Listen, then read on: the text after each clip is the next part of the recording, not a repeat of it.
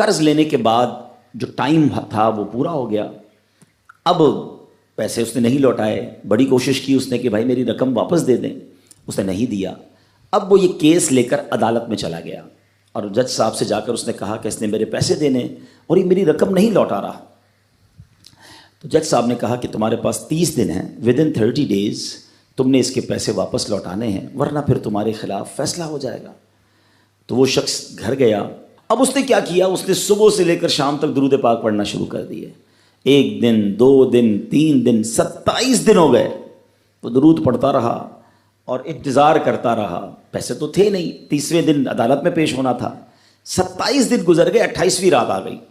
خواب میں اس کو کسی نے آواز دی کہ گھبراؤ نہیں, تمہارا قرض ادا ہو جائے گا. اگلے دن پھر درود پاک پڑھتا رہا. اب نبی پاک کی خواب میں زیارت ہوئی.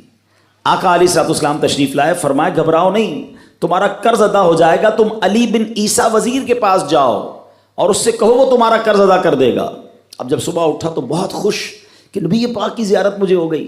لیکن پھر خیال آیا کہ میں اگر وزیر صاحب کے پاس گیا اور انہوں نے مجھ سے کوئی ایویڈنس مانگ لیا, کوئی پروف مانگا, کہ میں کیسے مان لوں تمہیں نبی پاک نے بھیجا ہے, تو اس بات پر تو میرے پاس کوئی دلیل نہیں ہے. اب 30ویں رات آ گئی, آخری رات ہے, صبح عدالت میں جانا ہے. درود پاک پڑھتے پڑھتے سو گیا. سرور کائنات علیہ الصلوۃ والسلام نے خواب میں پھر کرم فرمایا. فرمایا علی بن عیسیٰ وزیر کے پاس جاؤ, وہ تمہارا قرض ادا کر دے گا. کہ حضور میں چلا تو جاتا, مگر اگر وہ مجھ سے کوئی پروف مانگتا, کوئی ایویڈنس مانگتا, تو میں کیا جواب دیتا. پیارے آقا علیہ الصلوۃ والسلام نے فرمایا کہ ایسا کرو, اسے یہ کہنا کہ آپ کا ایک راز ہے جو آپ جانتے ہیں اور رب جانتا ہے, اور وہ راز یہ ہے کہ آپ روزانہ فجر کے بعد 5000 بار درود پاک پڑھتے ہیں, اور جب تک درود پاک مکمل نہیں ہوتے آپ کسی سے بات نہیں کرتے. اب جب صبح اٹھا تو بہت مطمئن کہ اب تو دلیل بھی آ گئی ہے. پہنچ گیا صبح علی بن عیسیٰ وزیر کے پاس. اس کا دربار لگا ہوا ہے. اس نے پیغام بھجوایا کہ میں علی بن عیسیٰ وزیر صاحب سے اکیلے میں ملنا چاہتا ہوں, پیغام لایا ہوں. درباری نے آ کر پوچھا, وزیر صاحب پوچھ رہے ہیں کس کا پیغام لایا ہو؟ کہا میں نبی پاک علیہ الصلوۃ والسلام کا پیغام لایا ہوں. فوراً وزیر صاحب نے بلا لیا. کہا فرمائیے. کہ مجھے میرے آقا علیہ الصلوۃ والسلام نے کہا ہے کہ آپ میرا قرض ادا کر دیں. میں 3000 دینار کا مقروض ہوں. Today is the last day in the court. آج مجھے کورٹ میں پیش ہونا ہے. اگر آج میں نے اپنا قرض ادا نہ کیا تو مجھے جو ہے وہ سزا ہو سکتی ہے.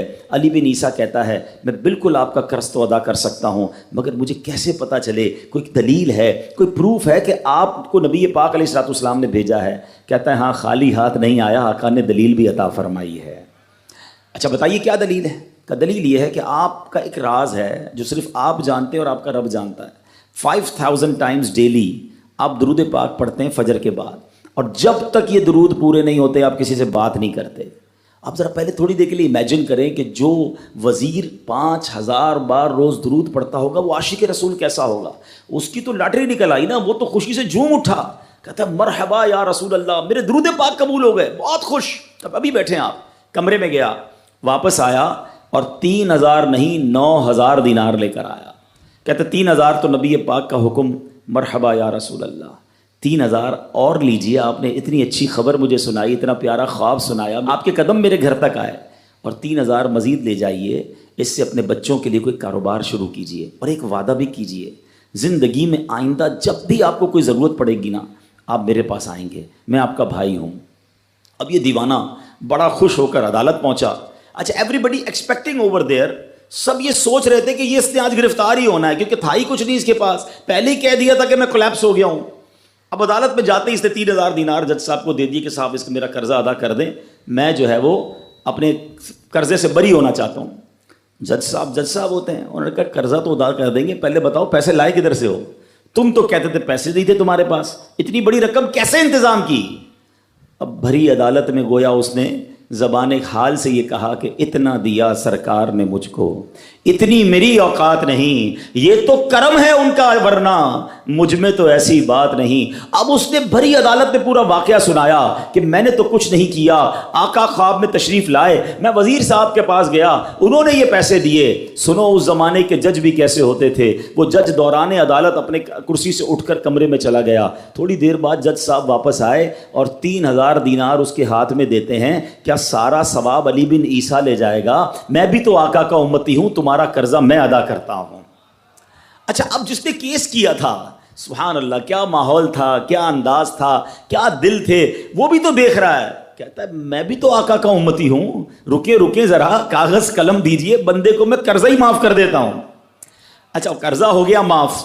اب جو 3,000 جج صاحب نے دیے تھے، وہ بندہ کہتا ہے جج صاحب ہوں واپس لے لو، میرا تو قرضہ ہی ادا ہو گیا. تو جج صاحب کہتے ہیں جو پیسے آقا کے نام پر نکال دیے میں نے واپس نہیں لینے، یہ سارے تم ہی لے جاؤ. اب یہ 12,000 دینار لے کر یہ عاشق رسول جھومتا ہوا اپنے گھر پر جا رہا ہے. اے میرے پیارے اسلامی بھائیوں، ایک رات پہلے ایک سنگل پینی اس کے پاس نہیں ہے، اور اگلے دن 12,000 دینار ہیں.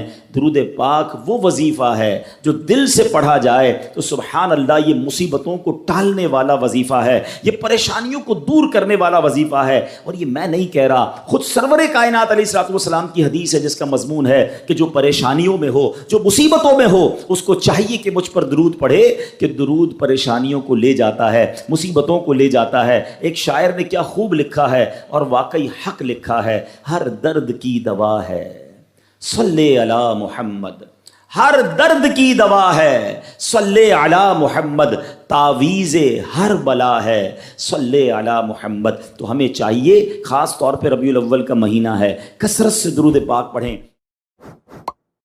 اسلام کی تعلیم اور اشاعت کا سلسلہ شروع کیا تو مکہ مبارک میں جتنا عرصہ رہے اس وقت تک بھی مسلمان بیت المقدس کی طرف رخ کر کے عبادت کرتے تھے. پھر نبی پاک علیہ الصلوۃ والسلام نے مدینے کی طرف ہجرت فرمائی، اور ہجرت کے بعد مدینہ منورہ میں بھی مسلمان 16 یا 17 مہینے تک بیت المقدس کی طرف رخ کر کے نمازیں پڑھتے رہے. ہجرت کے 1 سال 5.5 مہینے کے بعد 15ویں رجب پیر کے دن مسجد بنی سلمہ میں نماز ظہر کے درمیان قبلے کی تبدیلی ہوئی، اور اللہ پاک نے پیارے آقا علیہ الصلوۃ والسلام کی خواہش کے مطابق مسلمانوں کا جو کعبہ ہے، قبلہ ہے، وہ کعبہ کو فرما دیا، اور اب مسلمان کعبے کی طرف رخ کر کے نماز ادا کرنے لگے. اس مقام پر آج بھی مسجد قبلتین قائم ہے. حضرت سلیمان علیہ السلام کے بعد بنی اسرائیل کے زوال کے ساتھ ہی بنی اسرائیل 2 حصوں میں منقسم ہو گئے، تقسیم ہو گئے. ہیکل سلیمانی کی عزت میں بھی کمی آ گئی.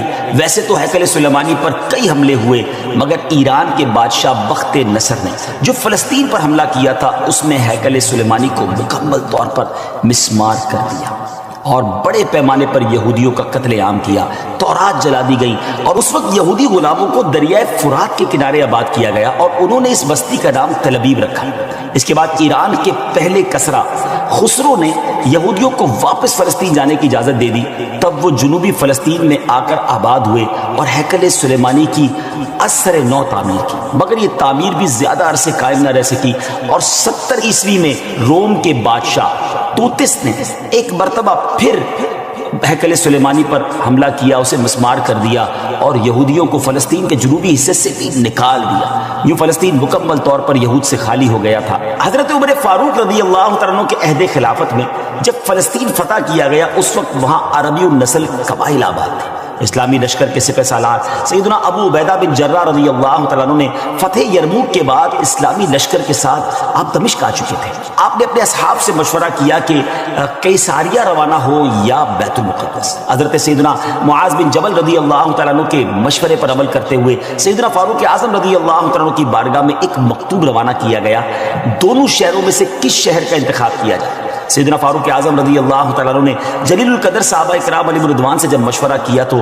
مولا علی شیر خدا کرم اللہ تعالیٰ وجہ الکریم نے فرمایا کہ اے امیر المومنین، آپ اسلامی لشکر کو بیت المقدس کی طرف روانگی کا حکم دیں. وہ پہلے بیت المقدس کو فتح کرے پھر قیصاریہ کی طرف جائیں، کیونکہ رسول پاک علیہ الصلوۃ والسلام نے پہلے مجھے بیت المقدس کی فتح اور بعد میں قیصاریہ کی فتح کی خوشخبری دی تھی. یہ سن کر سیدنا فاروق اعظم رضی اللہ تعالیٰ نے فرمایا اے ابو الحسن، آپ نے سچ کہا. پھر سیدنا ابو عبیدہ بن جراح رضی اللہ تعالیٰ کی طرف پہلے بیت المقدس اور پھر قیصاریہ روانگی کا حکم لکھ کر روانہ کر دیا. ڈیئر ویورز، ہے نا بڑی عجیب داستان، بڑی ایمان افروز داستان. سیدنا ابو عبیدہ بن جراح رضی اللہ تعالیٰ کو جیسے ہی امیر المومنین کا مکتوب ملا، آپ نے روزانہ 5000 مجاہدین لشکر بیت المقدس روانہ شروع کر دیے، یعنی 5000 مجاہدین ڈیلی روانہ ہوئے۔ بیت المقدس کا جو قلعہ تھا، جو فورٹ تھا، وہ بڑا مضبوط تھا۔ رومیوں نے یرموک کا حال سن کر پوری تیاری کر رکھی تھی۔ اسلامی لشکر کے جاتے ہی انہوں نے قلعے کا محاصرہ کیا، اس کو سراؤنڈ کر لیا۔ حضرت ابو عبیدہ بن جراح رضی اللہ عنہ کے حکم سے روزانہ اس فورٹ پر، اس قلعے پر حملہ کیا جاتا۔ 11 دن تک حملہ کرتے رہے، مگر کوئی خاص پیش رفت نہ ہوئی، کوئی پروگریس نہ ہو رہی تھی۔ 11ویں دن خود سیدنا ابو عبیدہ بن جراح رضی اللہ عنہ، سیدنا خالد بن ولید رضی اللہ عنہ تشریف لائے۔ مجاہدین نے تکبیر و تحلیل کی صدائیں بلند کی، خوب نعرے لگائے، تو رومیوں کو بھی معلوم ہو گیا کہ اسلامی لشکر کا کوئی بڑا سردار آ گیا ہے۔ وہ سب پریشان ہوئے، اپنے سب سے بڑے راہب قمامہ کے پاس گئے اور ساری صورتحال بیان کی۔ جب اسے معلوم ہوا کہ مسلمانوں کا سردار آ گیا ہے، وہ بہت پریشان ہوا اور کہنے لگا، اب تمہاری ہلاکت نزدیک ہے، کیونکہ میں نے پچھلی کتابوں میں پڑھا ہے کہ ملک شام کو محمد الرسول اللہ صلی اللہ تعالیٰ علیہ وسلم کا ایک سرخ رنگ کا صحابی فتح کرے گا۔ اگر یہ وہی سردار ہے تو صلح کے علاوہ اب تمہارے پاس کوئی دوسری صورت نہیں ہے۔ پھر وہ اسلامی لشکر کے سپہ سالار کو دیکھنے کے لیے قلعے کے دیوار پر آیا، سیدنا ابو عبیدہ بن جراح رضی اللہ عنہ کو بلایا۔ آپ رضی اللہ عنہ جب آگے گئے تو ان سے بھی وہی بات کی۔ حضرت ابو عبیدہ بن جراح نے کہا، یا تو تم اسلام قبول کر لو یا جزیہ دے کر امان حاصل کر لو، پھر ہم سے جنگ کرنے کے لیے تیار ہو جائے۔ لیکن اس راہب قمامہ نے سیدنا ابو عبیدہ بن جراح رضی اللہ عنہ کی بات کا کوئی جواب نہ دیا، فقط خاموشی سے وہ بس آپ کو دیکھتا رہا اور پھر واپس چلا گیا۔ اس نے اپنی قوم سے کہا کہ یہ وہ شخص نہیں ہے جس کے بارے میں میں نے کتابوں میں پڑھا ہے، لہذا تم ان سے جنگ کرتے رہو، یہ تمہارا بال بھی بیکا نہیں کر سکے۔ سیدنا ابو عبیدہ بن جراح رضی اللہ تعالیٰ عنہ نے بھی وہاں سے واپس آ کر اسلامی لشکر کو جنگ کا حکم دے دیا۔ روزانہ اسلامی لشکر اس فورٹ پر، اس قلعے پر حملہ کرتا، رومی تیروں کی برسات کرتے، دونوں طرف سے جانی نقصان بھی ہوتا، سپاہی زخمی بھی ہوتے۔ لڑائی 4 ماہ تک جاری رہی۔ جی ہاں ویورز، 4 منتھ تک یہ لڑائی جاری رہی۔ اہل شہر تنگ آ گئے، وہ دوبارہ اپنے جو سردار تھا، جو ان کا لیڈر تھا قمامہ، اس کے پاس گئے، ساری صورتحال بیان کی۔ وہ نصرانی راہب جو تھا وہ پھر قلعے کی دیوار پر آیا اور سیدنا ابو عبیدہ بن جراح رضی اللہ تعالیٰ عنہ سے کہنے لگا کہ ہم ہر حال میں تم سے جنگ کریں گے، البتہ ہمارے شہر کو صرف ایک ہی شخص فتح کرے گا جس کے اوصاف ہماری کتابوں میں لکھے ہوئے ہیں، وہ تم نہیں ہو۔ سیدنا ابو عبیدہ بن جراح رضی اللہ تعالیٰ نے فرمایا کہ تمہاری کتابوں میں اس کے کیا اوصاف لکھے ہوئے ہیں؟ اس نے کہا وہ ہم تمہیں نہیں بتائیں گے، البتہ اسے دیکھ کر ہم فوراً پہچان لیں گے کہ یہ وہی شخص ہے۔ ہاں اگر تم اس کا نام جاننا چاہتے ہو تو ہم اس کا نام بتا سکتے ہیں۔ اللہ اکبر، ان کی کتابوں میں اس صحابی کا نام بھی موجود تھا۔ آپ رضی اللہ تعالیٰ نے فرمایا کہ ٹھیک ہے تم اس کا نام ہی بتا دو۔ اس نصرانی راہب نے کہا کہ جو شخص ہمارے اس شہر کو فتح